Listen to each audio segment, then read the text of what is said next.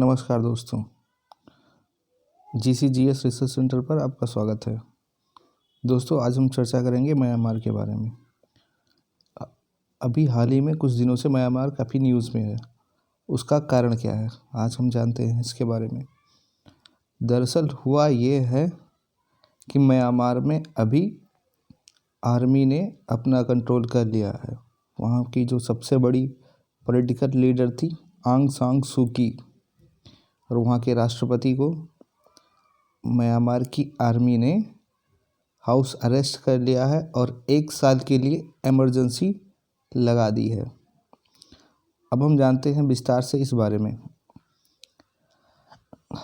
आंग सान सू की राजनीति में आने से पहले करीब 21 सालों तक संघर्ष करती रही और वो हाउस अरेस्ट थी 21 साल तक, जो 2010 में रिलीज़ की गई। और 2011 में जब इलेक्शन हुआ तो इनकी पार्टी डेमोक्रेसी में आई, और डेमोक्रेसी भी पहली बार आई थी 1962 के बाद में म्यांमार में, और उसकी लीडर बनी आंग सान सू की। और इनको इसलिए नोबेल प्राइज़ भी मिला। इन्होंने बिना किसी हिंसक तरीके से, मींस नॉन वायलेंस के तरीके से, इन्होंने म्यांमार में जो है डेमोक्रेसी को स्थापित किया था। इसीलिए ये विश्व भर में जानी जाती थी।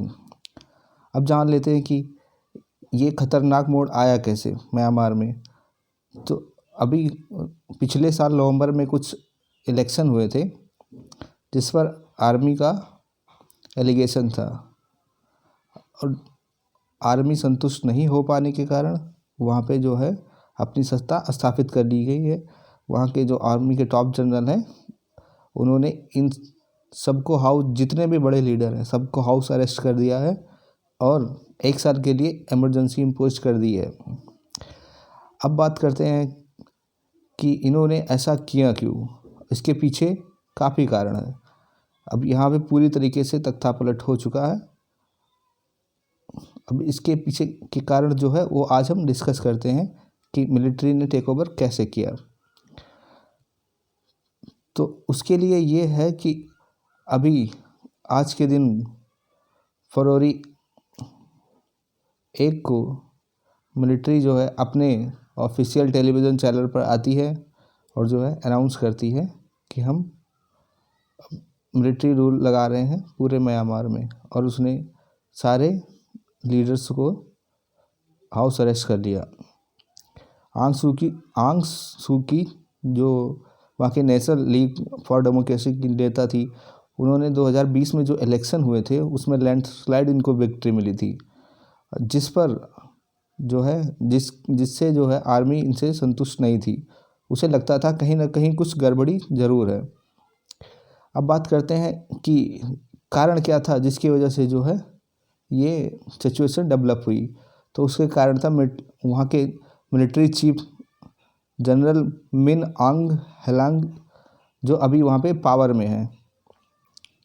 और अभी हाल ही में ये अपने टेलीविज़न चैनल पे आए और वहाँ पे जो है इस बात की जानकारी दी कि जो वहाँ पे अब जो है इमरजेंसी लग चुकी है और यहाँ पे मिलिट्री रूल रहेगा 1 साल के लिए। अब जानते हैं कि इतना कारण, इसके पीछे मेन कारण क्या है जो इस सिचुएशन को डेवलप किया। तो मेन कारण जैसे कि अभी हमने डिस्कस किया उसमें ये है कि आर्मी का जो एलिगेशन था इनकी पार्टी पर, नेशनल लीग फॉर डेमोक्रेसी, जो इनकी जीत हुई थी उसमें इरेगुलरिटीज़ को बताया जा रहा था। वहाँ आर्मी ने बताया था कि वहाँ पे इरेगुलरिटीज़ हुई हैं।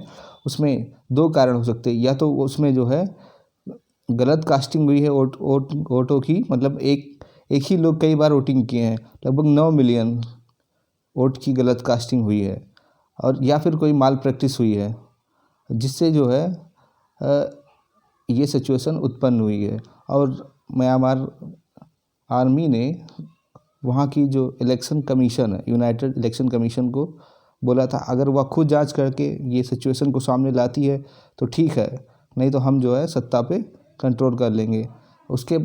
इसके बाद जो है खुद म्यांमार आर्मी जो एलिगेशन ये लगाई कि जो है अगर ऐसा एक्शन नहीं लिया गया है तो हम जो है पूरे के पूरे म्यांमार पे अपना कंट्रोल कर लेंगे।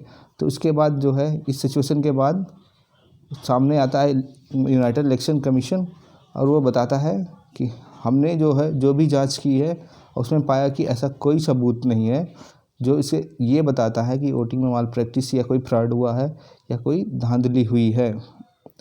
अब इसके बाद भी जो वहाँ की आर्मी वो तैयार नहीं हुई, उसने आंग सान सू की को और वहाँ के राष्ट्रपति को गिरफ्तार कर लिया। अब बात करते हैं कि आंग सान सू की है कौन, इसके बारे में थोड़ा डिटेल से जानते हैं।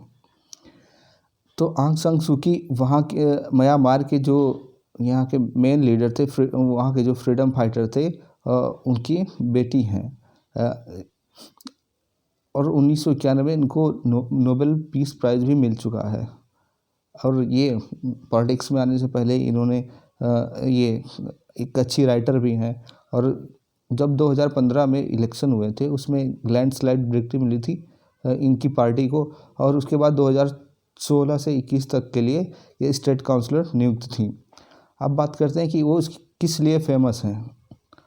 तो हम थोड़ा और डिटेल में जानते हैं इनके बारे में कि इनका जन्म 19 जून 1945 को बर्मा में हुआ था, जो अब म्यांमार के रूप में जाना जाता था। और काफ़ी दिनों से ये ह्यूमन राइट्स के लिए कई मतलब एक्टिविटीज़ करती थी और जो है ये ह्यूमन राइट्स को काफ़ी सपोर्ट करती थी, इसलिए इन्हें नोबेल पीस प्राइज़ भी मिला था। 21 साल तक इनको हाउस अरेस्ट रखा गया था। ये लगभग काफ़ी लंबा समय है जब किसी एक को हाउस अरेस्ट रखा जाए, और 2010 में इनको रिलीज़ किया गया था।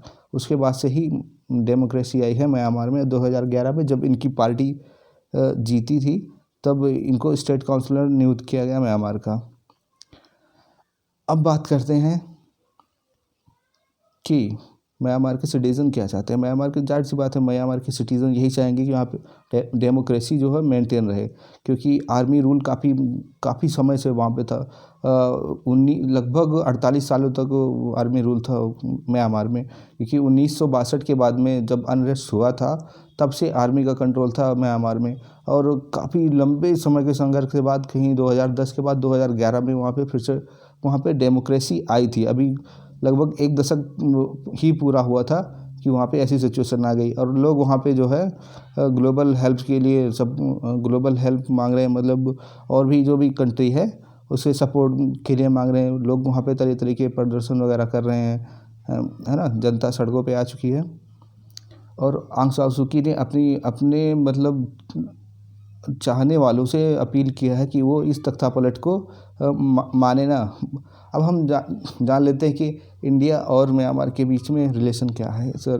तो इंडिया और म्यांमार दोनों आपस में पड़ोसी हैं, और जो है इनके बीच में 1951 में एक ट्रीटी साइन हुई थी। उस टाइम जब इंडिया के प्राइम मिनिस्टर नेहरू जी थे तब एक ट्रीटी साइन हुई। और उसके बाद में हमारी टाइज और स्ट्रांग तब हो गई म्यांमार के साथ भी जब 1987 में मिस्टर राजीव गांधी उस समय के प्राइम मिनिस्टर थे, उन्होंने विजिट किया था म्यांमार को। उसके बाद भी कई सारे विजिट होती रहती थी आपस में, और कई सारे जो है इम्पैक्ट साइन भी हुए। अभी हाल ही में म्यांमार को इंडिया ने गिफ्ट किया था एक सबमरीन जिसका नाम था सिंधुवीर। अब बात करते हैं कि इंडिया का रिस्पांस क्या है पूरे मसले को लेकर। अभी काफ़ी दिनों तक ये मसला काफ़ी दिनों तक न्यूज़ में था। इनफैक्ट जो वेस्टर्न कंट्रीज़ के एम्बेसडर थे और यूएन जर्नलिस्ट यूएन ने भी इसके रिगार्डिंग कुछ रिस्पांस दिया था। ये मिलिट्री कूप होने से पहले ही उनको कुछ आशंका जताई गई थी कि ऐसा हो सकता है, क्योंकि मिलिट्री के कुछ ऐसे ही मिलिट्री हेड्स के स्पोक्स पर्सन के कुछ इस तरीके के मतलब कमेंट्स आ रहे थे न्यूज़ में।